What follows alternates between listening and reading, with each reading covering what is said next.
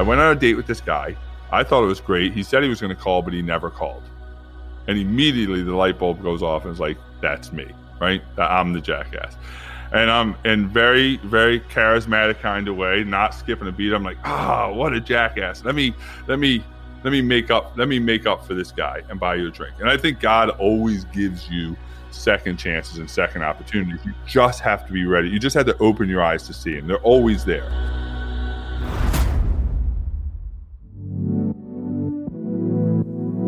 When you think about your professional path, your body and your mind, do you feel like they're all in alignment? Like, are you just at the top of your game? And if you're being honest, in many cases, we are looking for the silver bullet. This country especially runs on the quick fix. Drop that weight in just 6 weeks. Finally get that lightning bolt of an idea that will catapult you to fame and fortune. Make a ton of money. Be revered for your brilliance. But really, it all begins with one thing, and that is mindset. And mindset isn't just a phrase. It's a lifestyle that needs to be actively tended to every day. And my guest today is Chad Sanschagrin. Chad is an executive coach, an expert in sales growth, an international keynote speaker and author, a podcast host, and a newly minted marathon runner. And really one of the most interesting guys I've met. He's just one of my favorite people. Endlessly interesting and endlessly interested. Chad recently had me on his podcast, Cannonball Mindset, and I was struck by the way he looked at life. He has an incredible way of distilling ideas down to a simple, memorable phrase that not only is true to its core, but it will change you. I want you to give me a shout on the socials, will you? Also subscribe to my newsletter at AllisonHare.com. And one of my favorite parts of having a podcast is to hear from you. So let's get into my chat with Chad Sanschagrin. I was in, so my last name Sanschagrin is French Canadian. And I was at a training in Quebec, somewhere. And I said, we were going around the room, and I introduced myself, I said, my name is Chad Sanschagrin. And this lady next to me goes, that is not your last name. And I said, no, it's my, and I said, you are saying it all wrong. She was French Canadian, right? And so she said it, and it sounded so much nicer. I begged her and tried to hire her to record it for my voicemail that nice. What somebody called, but she wasn't going for it. I'm so excited to welcome you onto the Culture Changers podcast. Wow. I'd love to hear more about Cannonball everything, Cannonball mindset, Cannonball podcast, Cannonball moments, Cannonball whatever. Yeah. Well, first of all, thanks. Everything you just said. I'm gonna actually. Remember, I just told you 2 minutes ago that I tried to get the lady to record my name. I'm just gonna take that introduction and I'm gonna make that my voicemail. So that's all people are gonna hear. Yeah. I'll give you my rate card. That's awesome. So I appreciate it. Listen, I own Cannonball Moments. I'm the host of the Cannonball Mindset podcast. And for me, it is, Cannonball Moments is a corporate coaching company. Like, we do corporate coaching of CEOs, salespeople, leaders. We do customer service training. The difference is most people train on tactical behaviors. For me, that is... You can't train somebody to be tactical unless you train them to have a congruent mindset. So we spend just as much time talking about mindset in everything. That's why we came up with the Cannonball Mindset podcast, is because your mindset, as cliche as it is, and it's cliche because it's true, that your mind really does determine where you're going to go in life and the success you're going to have, or whatever that success looks like. It's all predicated from your mindset. And I'm living proof of that for sure. So tell me, there's something I think about a lot when I think of you, and in a lot of your, when you talk about your story, and one of them is that I don't know if you didn't go to college or never graduated from college. And yeah. I relate to that in a way that I took my SAT 3 times and I got dumber.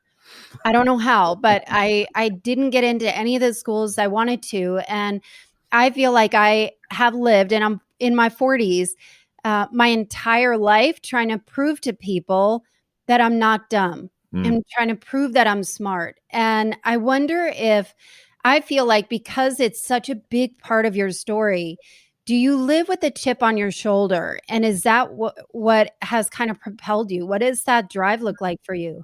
I don't know if no, I would think I certainly can understand that. But listen, I didn't go to college. I graduated high school with a 1.8 grade point average. I barely graduated. And it wasn't because I wasn't smart. It wasn't because I grew up with a single mother, amazing, like the most amazing woman you could ever possibly dream of. And she is incredibly brilliant. And, but she got a full ride. She was the first ever recipient of the Martin Luther King Jr. Scholarship Award in New York City, right? White woman, New York City, 1960 something. And she gets this full ride to college, 1968, 1969. She gets a full ride to college. She meets my father her first semester, drops out of school the second semester, has my brother and my sister and me all before she's 21, and then gets divorced by the time she's 22. And she never complained. We moved to Maryland from New York. I have a huge family. She's one of 15 kids. There was 13 of us living in my grandparents' 3-bedroom house, but she put herself through school. She raised us with love and care. She wasn't there. She was always working, but raised us to be great kids, have a strong faith, and then became a nurse practitioner, been a practitioner at a hospital for 35 years. And never once to this day have I ever heard her utter a negative word. Not one. About my father, I never saw my father again. But I created at a very early age a totally different perspective of my life. So I was the victim very early in my life. And that victimhood, I was broken. I was broken from a very early age, in my own mind, mind you. You mean victim as in not having your dad there, or mom, that kind of thing? Yeah, it got me sympathy, which I think is the worst thing we can give people is sympathy, and I can tell you about that. But I got plenty of sympathy for being fatherless and not having any money. And that became my calling card. So anytime things got hard in life, I just said, well, I don't have a father. And it was always something else. It was always another reason why it's not me. And that became my calling card. And before you know it, and I was a happy kid on the outside. I was popular. I was funny, but I hung around all smart kids who I was not smart. I didn't apply. I was a 1.8 grade point average. And then it didn't matter to me because I was broken. So I wasn't able to, I never read a book. I never did homework. I never did any of that. And I graduate high school barely. And all my friends, they go off to college and I'm just there by myself. And I ended up moving to the city with one of my best friends who was extremely successful. But it didn't rub off on me. And I just wanted to get drunk and hang out because I was going nowhere in life. So why apply myself? Because there's nothing there. It's almost like, how there's governors on cars, right? So my kids my 16-year-old daughters are getting a license now. I wish I could put a governor on the car so the car can't go above a certain speed. Right. For my whole life, people were saying, well, apply yourself. Chad, if you just applied yourself. The problem is, in my mind, I had a governor. And it didn't matter. As hard as I wanted to push, the governor of I was not enough. I wasn't smart enough. I was broken. I wasn't this. I wasn't that. I wasn't this. I'm not enough. Was stopping me from achieving potential. And it wasn't until I removed the governor, and that governor was the day I met my wife, who now is my wife, right? She was the ignition that said, oh shit, I can take this governor off. And once I took the governor off by watching her and really opened my eyes to possibility, then there was no chip on my shoulder. I felt unleashed, man, I can push this accelerator all the way down to the ground, and I keep excelling. So the more books I read, the better things got. The smarter I got, the smarter I felt. The more people I met and learned from. All of a sudden, I felt unchained. And so I don't go through with a chip on my shoulder. I'm so grateful. Like a chip would say that I don't have gratitude. My life is filled with nothing and is powered by gratitude. It is, but now I feel like if I'm really am limitless, and that's been my new story, my new belief, then it's up to me to go and see what that actually means. Like, don't be content with something. Like what else can I do? Not what else can I achieve, like in the sense of, can I get a bigger house or more cars or more material things? It's like, how much more can I contribute? How many more lives can I help change? How many people, how many 12-year-old kids right now are broken in their mind? I was never broken. The stories I told myself told me I was broken, but I wasn't broken. I'm saying no product of God, I'll leave my faith out, no product of God is broken, right? But they've created a story about what their life should be. And now I feel unleashed. So now it's exact opposite. I don't have a chip on my shoulder. I am powered by gratitude that says I was created limitless, and it is 100% up to me to not squander a day, not squander an opportunity, not squander a moment to get better. Does that make sense? I know that's a really long answer to what you said. I think what I'm more interested to hear about is you meet your wife and you're early on. I'm curious to know what that shift was. And I know that you've got an acronym for a shift that you also run, but what shifted in you? Because so many people are stuck in their own story, whether it's justified or not. And even if it is, if it's the imposter syndrome or deserve level or being in a position where I don't know if this is my lot in life, but I want more. Yeah. So what did that shift look like for you? I can tell you exactly. Actually, not only can I tell you exactly. So I believe SHIFT stands for see how I find truth. See how I find truth, right? So these big moments and you find truth in alibi. I was finding for 24 years of my life, I found my truth in alibis, excuses, victimhood. That was what. Then I meet my wife, and I have a shift moment with her on our third time we met, second date, and then my life forever changes. So let me tell you the shift moment. I'll try to make it brief. But so I'm at a bar like I normally am on a Friday night, and this girl walks in with her friends, and my buddy starts flirting with her, hitting on her, giving her his, GQ vibes. And he is striking out like left and right. It was obviously before cell phones, but if I had a cell phone with the camera back then, I would have video recorded it and it would have went viral. It was so like for hours, he's hitting on her, she's saying no, he's hitting on her, saying no. I'm just as a good wingman sitting there laughing at him, right? Because it's great comedy. And towards the end of the night, I said, hey, he's obviously not getting your number. Can I get your number? Right. And by the grace of God, she said yes. So bold. Right. She said yes. Right. And so he was like, I can't believe you just did that. I'm like, the bro code. Yeah. I'm like, that's right. I was a horrible wingman. And I said, you aren't getting anywhere. She's hot. And, I went after her. Right. So she was home for college for the summer. Right. I can tell you, it was June 21st of 1999. This happened. I remember the day. And so we go out the next Friday night, and we go to a restaurant here in Maryland. And we get there, the date's at 8:00. Dinner's at 8:00. By 8:10, I realized this is the most disastrous date in the history of the world. It was horrible. I could not wait to get out of this date because we had zero in common. It was like that there was nothing to even talk about. And so the date was over by like 8:45, 9:00. What? Yeah, horrible, just horrible. And the whole time I'm thinking, man, I gave up a Friday night with my buddies down in Baltimore to drink and meet other women for this. And so I walked her to her car. I said, hey, I'll give you a call. And I rushed as fast as I could back down to Baltimore. And then I never called her. Like, I just never called her again. I was like, forgot all about it. I went to Baltimore. I probably got drunk that night. And I never gave it a second thought. Well, fast forward, I have a phenomenal summer. A phenomenal summer, by the way, is now I'd always worked. I'd managed hotels, and I was really successful. I shouldn't say successful. I was very good at work. I was horrible at saving money. I think I had a 500 credit score. I had no money in the bank, but I had good career. Like, I was good at work. And so I have a great summer by, that terms of drinking, partying, and spending money that I don't have. You had a fun summer. Yeah, right. And so the end of August 22nd of that year, I'm back at the same bar. And it's on a Saturday night, and I'm with a different friend of mine. Bar's packed.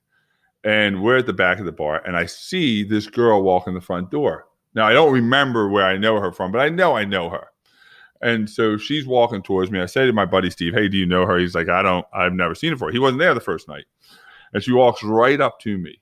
And I'm like, "Hey, how are you?" I have no clue. I can't remember her name. Don't know where I know her from, but I know her. So I'm just like trying to play it off. When you know somebody, but you can't remember their name.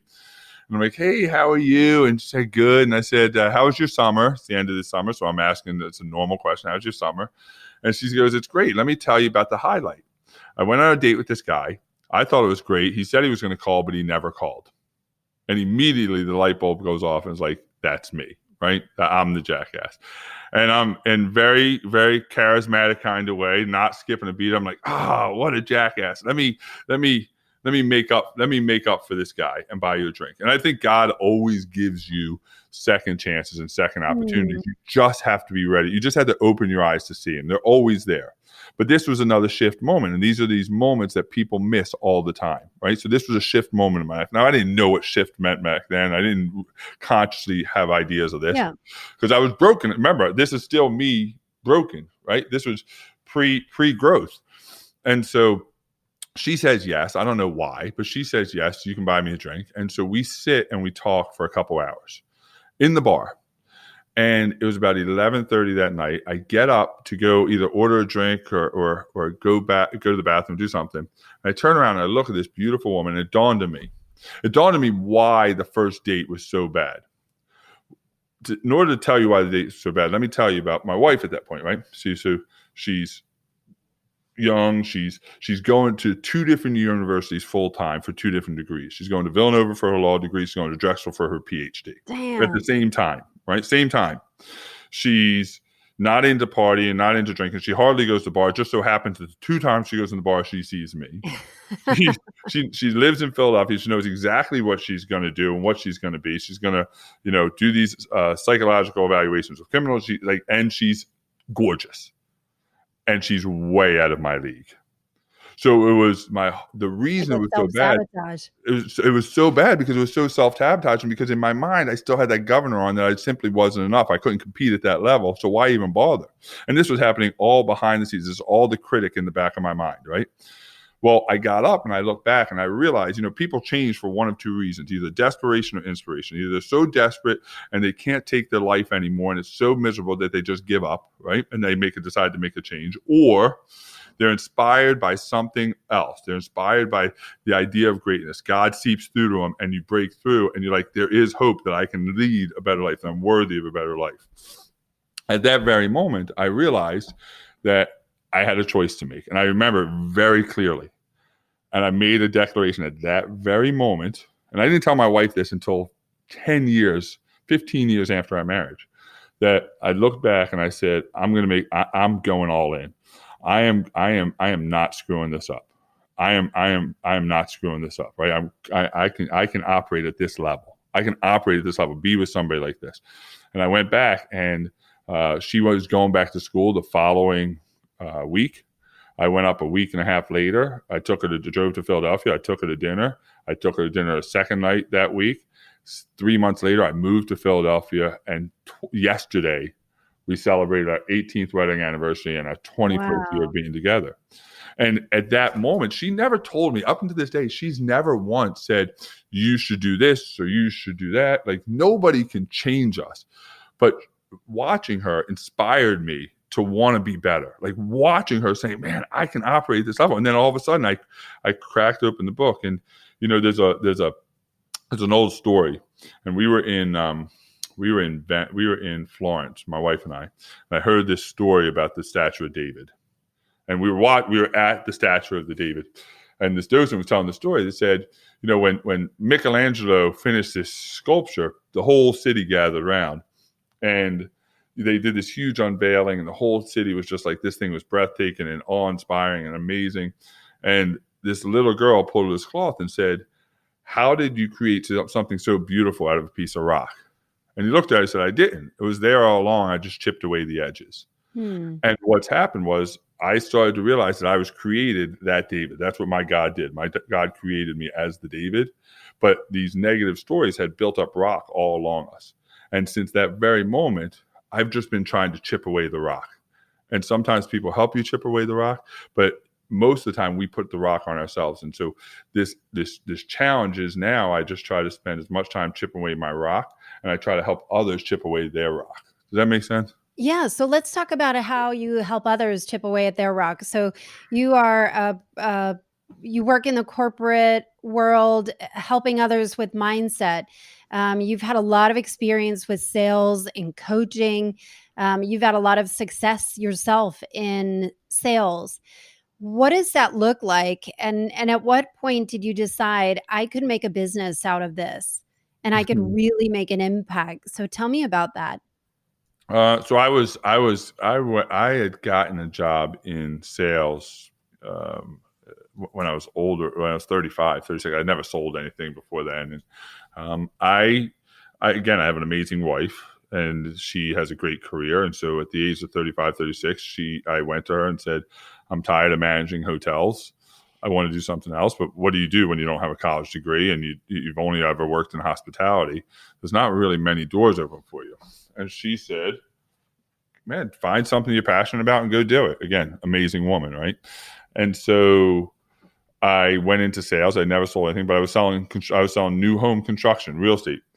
And the reason I did it was because I wanted to be part of somebody's life. It gave me significance that I was going to help build a home for somebody that was going to be their first home or their retirement home, and they're going to raise their kids in. And that made my heart dance.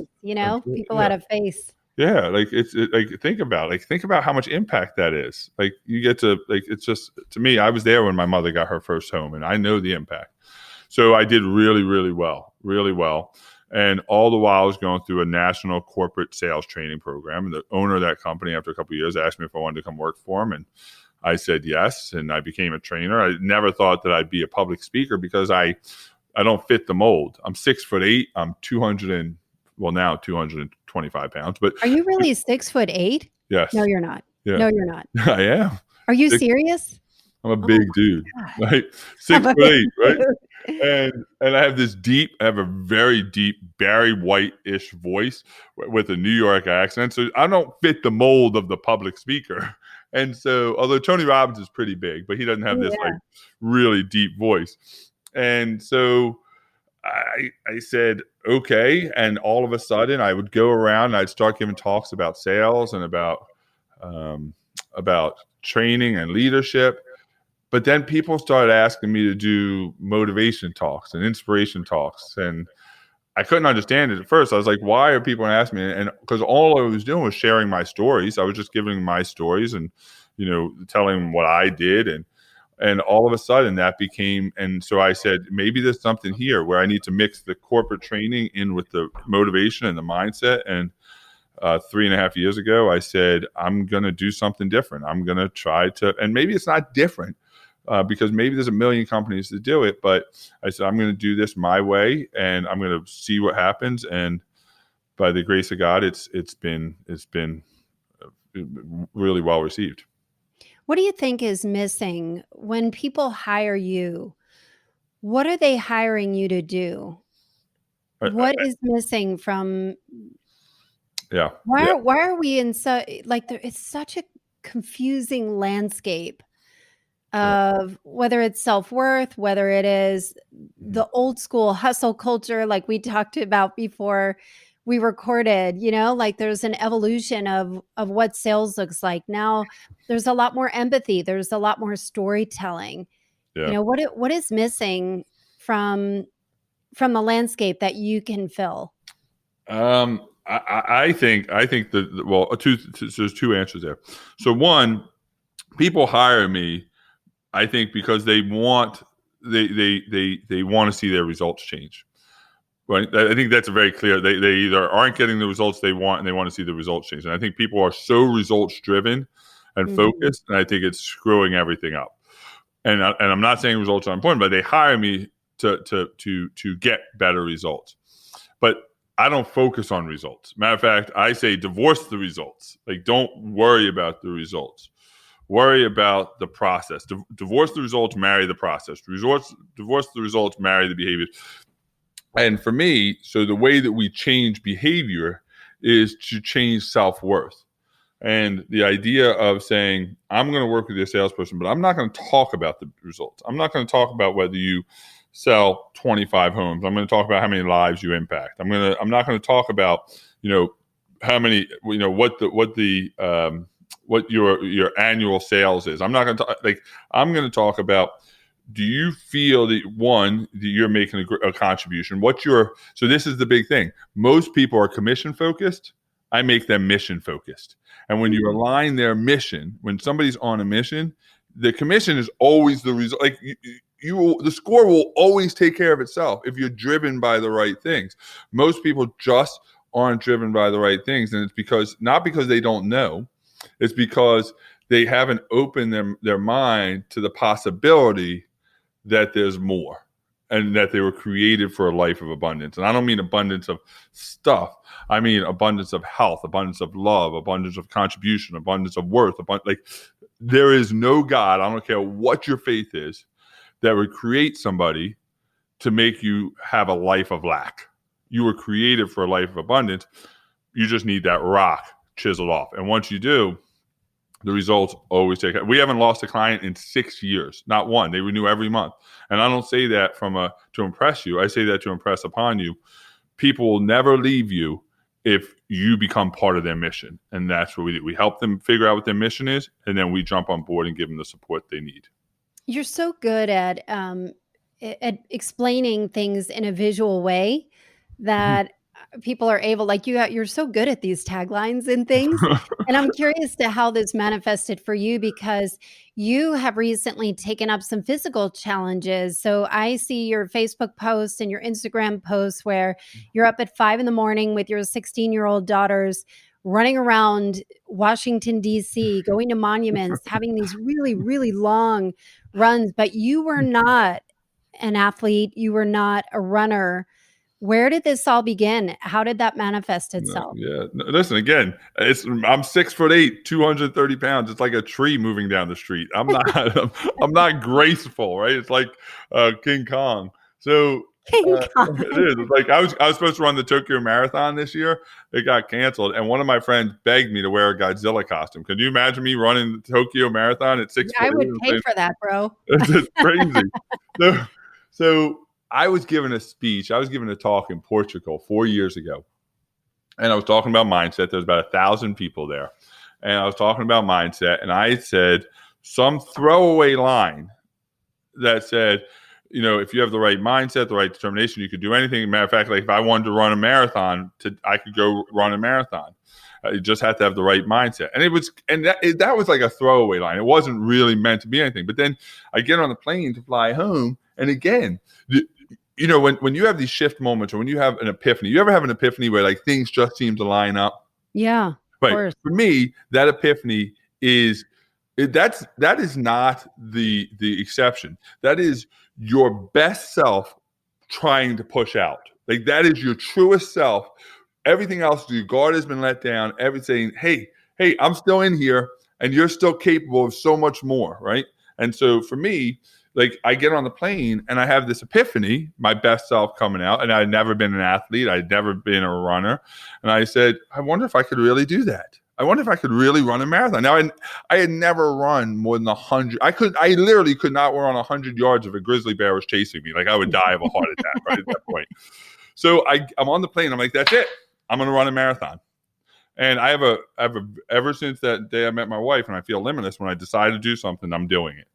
And so I get online. I'm like, I'm going to run. If you're going to run a marathon, you run the Boston Marathon. So I get online. I Google. I don't know anything else. I Google Boston Marathon. I realize you got to qualify, and there's no way I could qualify at that time. And then I'm like, all right, what else? I'm from New York. I run the New York City Marathon. Just so happened, again, no accidents. Life, universe, always conspiring to help you.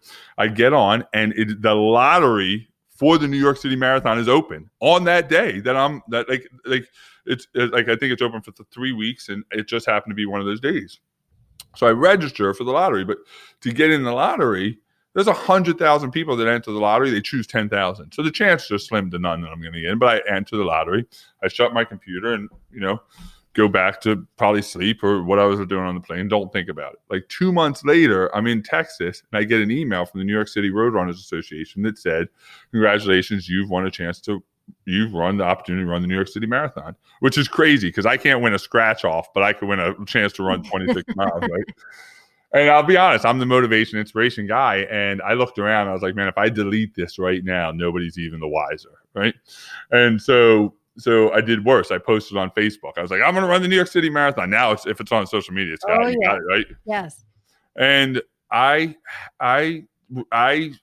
this was in February. I think the race was in October, and it was in October 3rd. And so I said, so I did very little training. I think that whole year I'd run maybe 200 miles, 300 miles to train for it. I never ran a 5K, a 10K, a half. My first race I ever lined up for in my entire life was the New York City Marathon. Oh my God. I run 26.2 miles. It takes me 5 hours and 58 minutes, and I felt like I was going to die at the end. Like I could not move. Is that a long time? I'm not a runner. Is that good or is that a long time? Horrible. I'm saying the winner of the 80-year-old bracket beat me by 2 hours and 10 minutes. Get out of here. Yeah. Come on. Right. So, but in doing it, but I did it. I got the medal and I did it 100% for ego. I did it to tell people I ran the New York City Marathon. So I did the right thing, but for the wrong reason. And so the next year, that whole year I was training or talking about my brother, who's my best friend, besides my wife, he's watching me and he decides he's going to run the New York City Marathon next year. He enters the lottery. He gets in. I don't get in. So I pay money for charity because I don't want him to do it without me. I run it a second year. Don't do any training. And I run it in 5 hours and 45 minutes. Still a horrible time. Oprah still beat me by an hour and 45 minutes. And then at the end, and one of my other buddies did it with us. And at the end of that race, I ran through I remember this. I ran through the marathon finish line. I get the medal. My brother and my friend had beaten me by an hour, and I can't believe that I just squandered an opportunity. I can't. I got the medal. But I didn't push myself. I didn't train. I didn't do it for the right reasons. I did it again for ego. And so I'm standing there at the end of the New York City Marathon, having run it 2 years in a row. I still had run no other races. And I'm like, what am I doing? I'm not even eating my own dog food here. I'm living by ego and doing it all the wrong reasons. And I make a declaration, shift moment. And I say, I'm going to do it a third time. And I'm going all in. I'm going all in. And so I dedicate myself to abundance of limitless potential. I train, I eat right, I lose 40 pounds. I run 1,200 miles that year training for it. And I take an hour and 30 minutes off my time. I then run, and my brother, I couple my brother's help with me. So my brother and I start running together.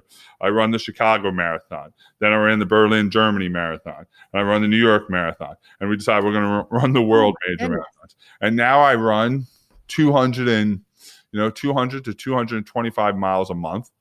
And I have a whole group. I'm saying I'm in the best shape of my life. So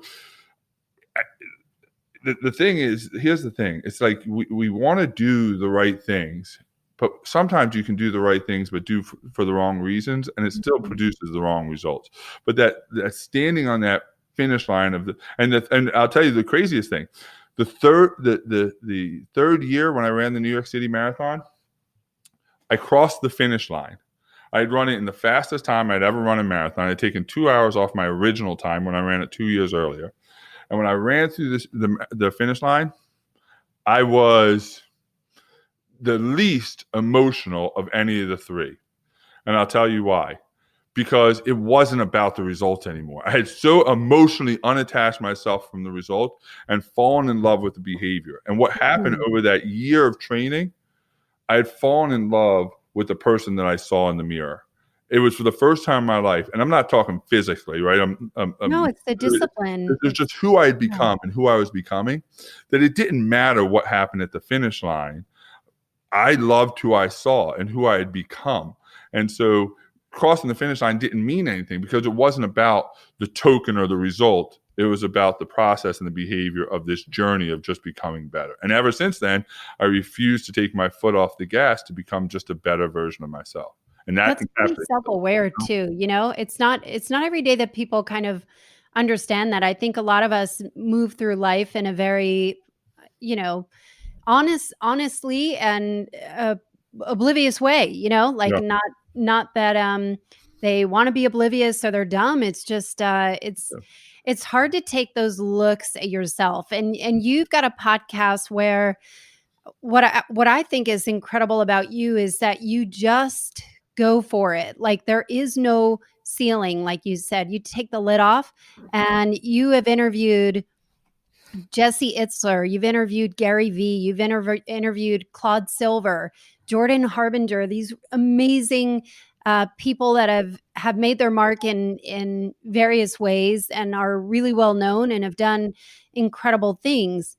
What have you learned? What are some of the takeaways that you've learned from some of these great giants that you've had the pleasure of having on in your show? Yeah, I'll tell you the biggest takeaway. I can give you three, but I'll give you the biggest one right up front, right?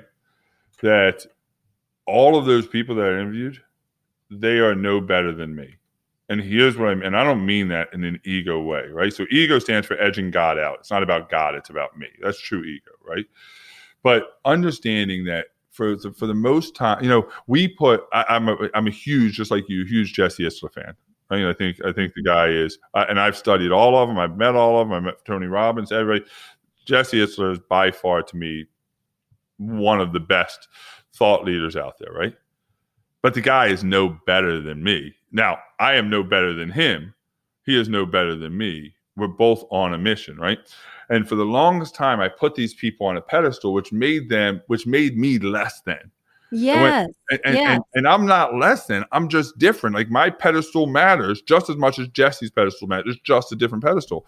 And I realized that I went to Jesse's house. The first time I went to Jesse's house, right? Jesse lives in this enormous, beautiful home in Atlanta, Georgia with his wife, Sarah. And I walk into their house and I walk in and their home is beautiful, but it's just a home, right? And there's pictures of Sarah and Jesse and their kids on the refrigerator. There's clutter on the countertop. Just like your home. Just like my home, right? I go down, I meet with Jesse, we do a podcast interview, we hang out for the day, I come back upstairs, Sarah's sitting at the island. I think she was eating a bowl of ice cream or some Cheez-Its or something like a normal person does, right? But in my mind, I had created this person on this pedestal that somehow was unattainable for me. Like I was honored to speak with them. I was honored to be, but we're both just on a mission. And when I had this moment in standing in Jesse's house, I was like, why do I limit myself by putting others on this pedestal? So from that point on, when I started talking to them, I wasn't talking to them in reverence of what they did. Like, I don't believe you should ever be in awe of any human being that walks this earth, because they're just as fallible as you. They're just as good as you. There's no better, no worse, right? We're all just the same. We're all created the same. It's just what you've done with your gifts. And so now I go into these interviews and I feel we're on level playing field. Like I'm not, so it makes the conversation much better. Like I have just as much to contribute as Jesse. It's just different. I have just as much to contribute as you. You have just as much to contribute as me. There's no better. I had a conversation. It was with my sister, and she has the feeling that celebrities shouldn't talk about politics.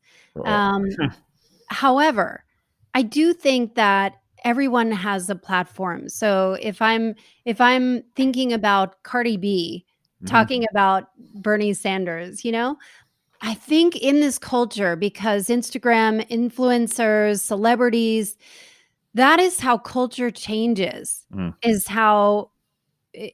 through this medium, whether it is pretty pictures or whether it is a quote or something.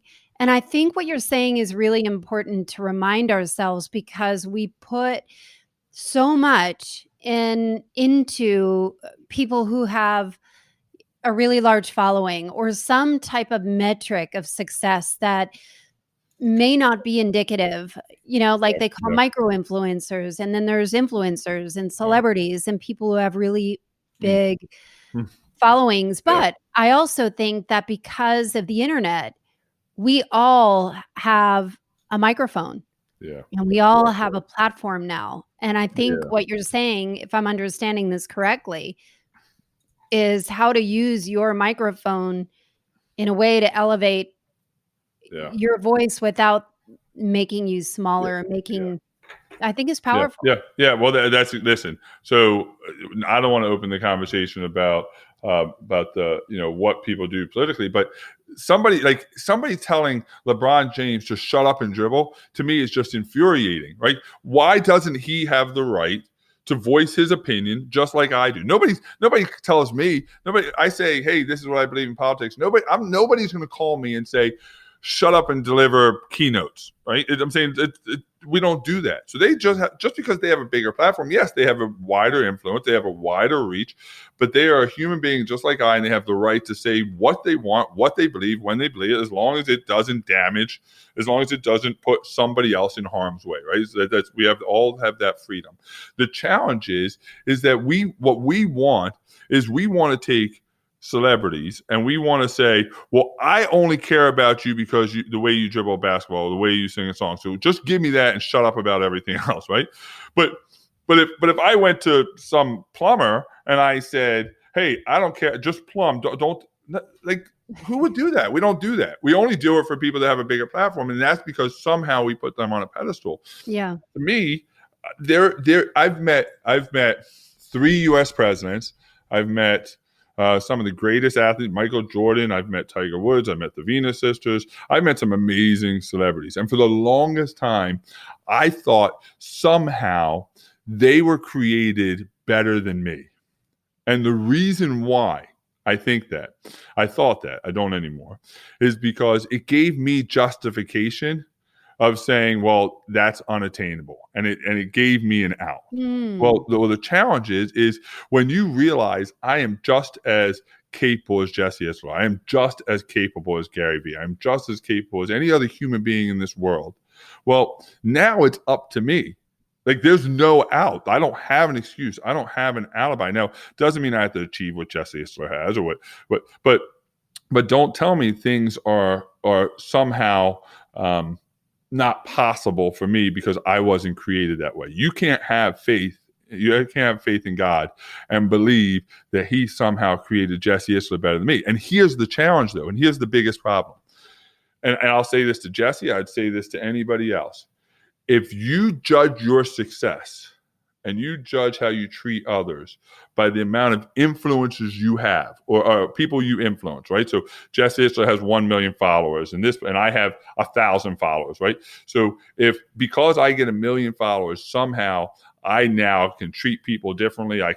Then that's where all of a sudden, to me, you've gone astray. That's true ego, right? But for me, that's one of the reasons I love Jesse, because the guy's got 1 million followers. He's still authentic. Now, if next week or 2 weeks he stops taking my call and he starts being arrogant, then he'll jump the shark for me, and I'll say, I don't want to be part of that. I don't want to be around that, right? And I'll separate myself. But as long as people treat people on the same level with no awe of anybody, to me, it just be amazing to me if people were in awe of themselves as much as they are of others. It would be, if everybody's life would be completely different. Say that again. That's powerful. If people were in awe of themselves as much as they are in awe of other human beings, their world would forever be changed. Chad, you need to write a book on that. I'm proclaiming it for you. But isn't that true? Like, I have twin daughters, and my whole mission with them is to get them to understand that they are strong, powerful, beautiful, amazing women, children of God that can accomplish anything as long as they believe they are worthy of it. And they won't believe they're worthy of it if they put everybody else up on a pedestal. And I think that's the biggest problem. Doesn't mean I don't respect Jesse I have a ton of respect for what they've done and how hard they work and and I want to learn from them, and I want to absorb as much as they have. But I'll be damned if I'm going to put them in a class that's better than me. And that's not ego. That's not ego. Yeah, I get it. And it's also swimming in your own lane too. Right. What do you know that you wish other people could know? I think what I know to be true that I wish I'll just talk. I can't say it because I'll start crying, but I'll talk about my daughters. And I wish they just knew that they were created for a life of abundance and that they're worthy of amazing things. Because you don't get in life what you want, you get what you believe you're worthy of. And if they knew they were worthy of love and joy and respect and great things and abundance, then they wouldn't tolerate anything less than that. But they tolerate less than that because they believe that's what they're worthy of. So for me, I know what I'm worthy of. And I refuse to get less than that. And it's, again, I know somebody listening to this, and you have an amazing podcast and amazing listeners, I'm sure they're thinking, man, this guy is full of himself. I don't mean to come across that way.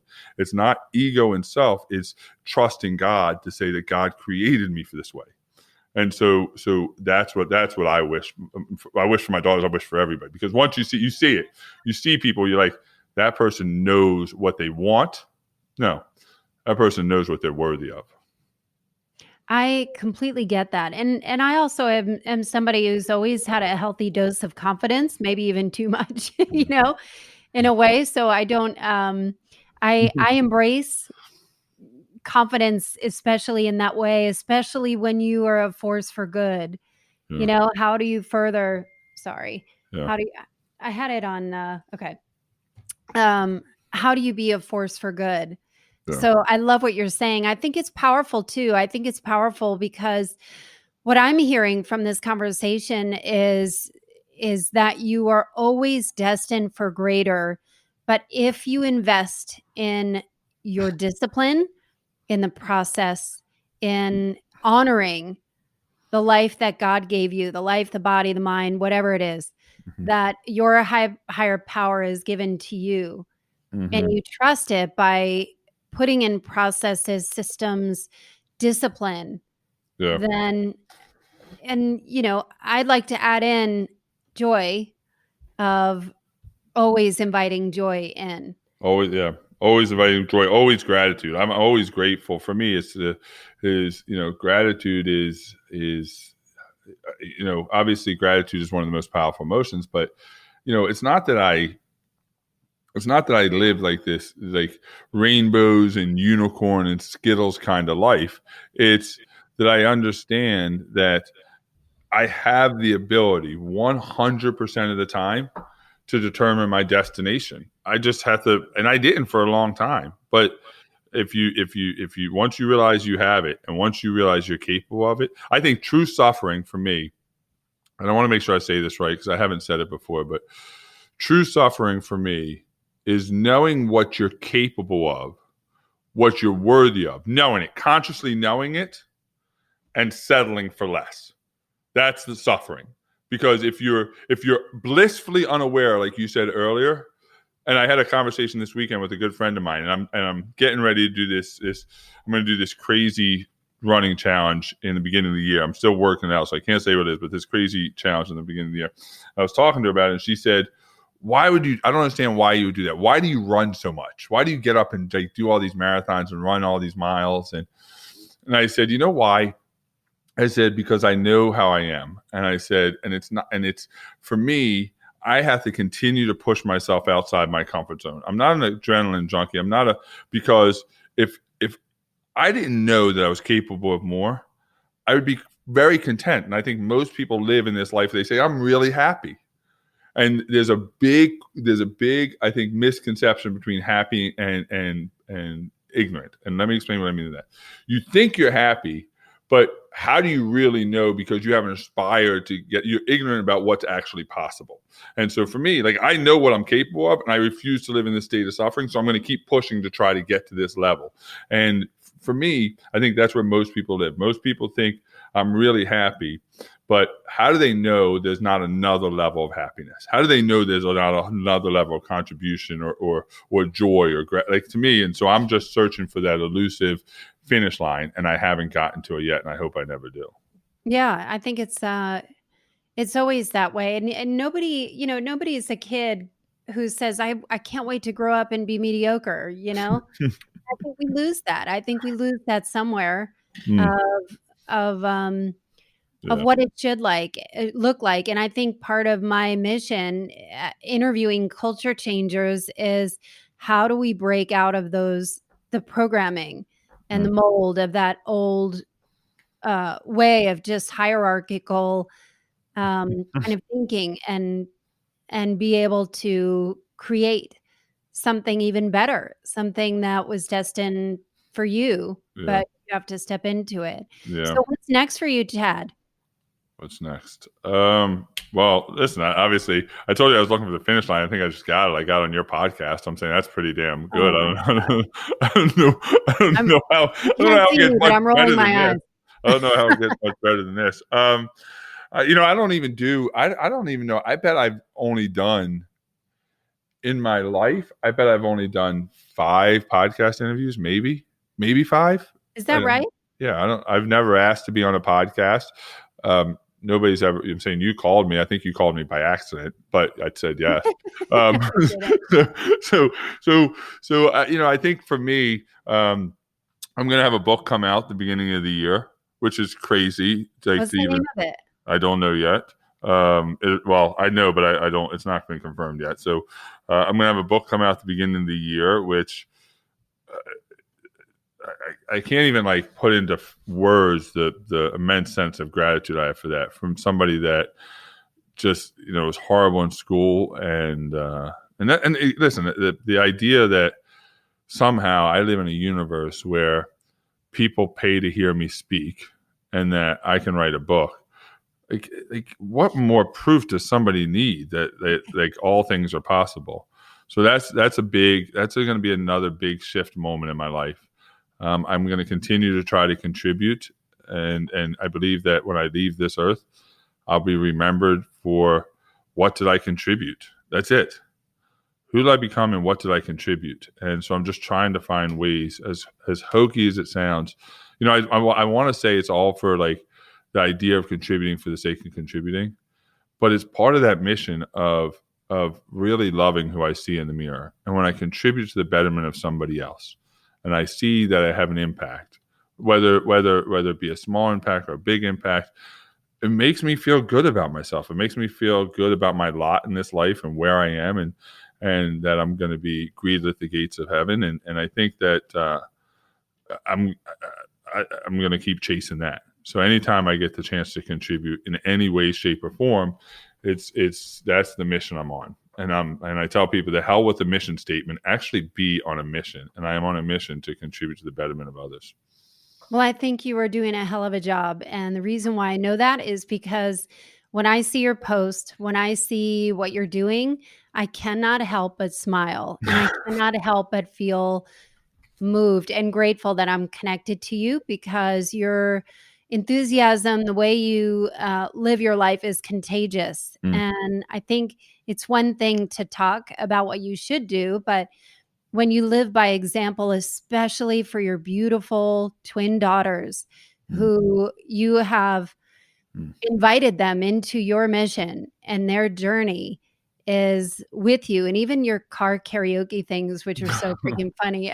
You guys do that. You've got a really good thing going, and you are a culture changer. And I am honored that you're on my podcast. I'm excited to see what you do next, and happy to support you any way I can. So thank you.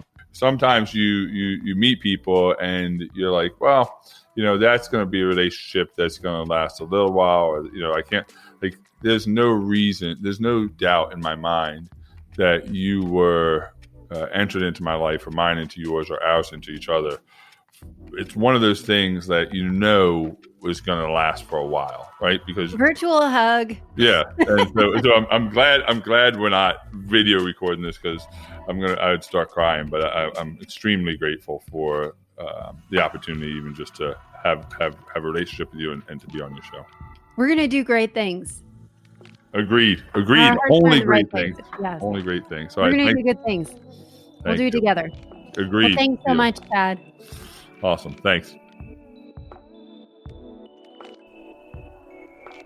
So one last note about Chad. You've got to follow him on Instagram. He is on a mission like I have never seen before and is so inspiring to watch on IG and IG stories.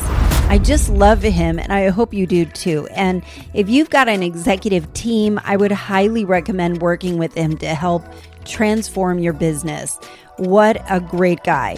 I've linked his info in the show notes. And as for me, I've loved having you join me for this chat. I hope you'll subscribe to the Culture Changers podcast so you never miss any of these perspective shifting episodes. Find me on the socials, tell all your friends, and I'll see you next week.